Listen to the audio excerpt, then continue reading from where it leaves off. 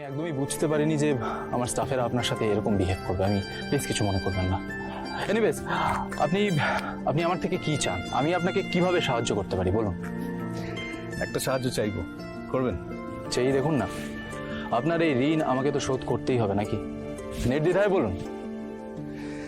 তাহলে আজ এক্ষুনি এই মুহূর্তে আমার সাথে আমার বাড়ি চলুন। এই মুহূর্তে? মিস্টার গাঙ্গুলি, আমি তো আপনাকে বলেছিলাম আমার বোন আপনার বিশাল ফ্যান। তা আপনাকে একবার চোখের সামনে দেখলে খুশিতে যে কি করবে। আর আমি না আমার বোনের খুশির জন্য সব করতে পারি, মানে সব। কিছুক্ষণের জন্য চলুন না, আমার বোনের খুব ভালো লাগবে। আমি কিন্তু নিজের জন্য কিছু চাইছি না, বিশ্বাস করুন। কিন্তু আপনাকে বললাম না, আমার বোন তৃষা, সে আপনার বিশাল ফ্যান। এত বড় ফ্যান যে সারাক্ষণ শুধু আপনার কথাই ভাবতে থাকে।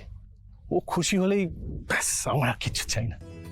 আপনি বলুন না, যাবেন আমার সঙ্গে? কথা দিয়েছেন কিন্তু আপনি। আপনার বোনের প্রতি আপনার ভালোবাসা দেখে আমার সত্যিই ভালো লাগলো। তবে হ্যাঁ, আমি অবশ্যই যাব, তবে আজ নয়, অন্য একটা দিন আমি গিয়ে আপনার বোনের সঙ্গে নিশ্চয়ই দেখা করব। আসলে আজ আমার একটা ইম্পর্টেন্ট কাজ আছে, আমার এই মুহূর্তেই বাড়িতে যেতে হবে। Mister Ganguly, this is not fair. আপনি তো কথা দিয়েছিলেন, কথা দিয়ে কথা রাখছেন না। আপনি আবার বলছেন জরুরি কাজ আছে। What is this? দেখুন, আমি কথা দিয়েছি আমি যাব, কিন্তু সেটা যে আজই যাব এরকম তো কিছু বলিনি। তাহলে কবে যাবেন? দেখুন, এটাকে অবহেলা করবেন না প্লিজ। মনে রাখবেন, এটাও কিন্তু জরুরি কাজ। আমি বললাম না, আমার আজকে একটা ইম্পর্টেন্ট কাজ আছে, তাই জন্য এই মুহূর্তেই আমাকে বাড়িতে যেতে হবে। তবে আমি আপনাকে অ্যাসিওর করছি, আমি খুব তাড়াতাড়ি আপনার বাড়িতে গিয়ে আপনার বোনের সঙ্গে দেখা করবই। I promise.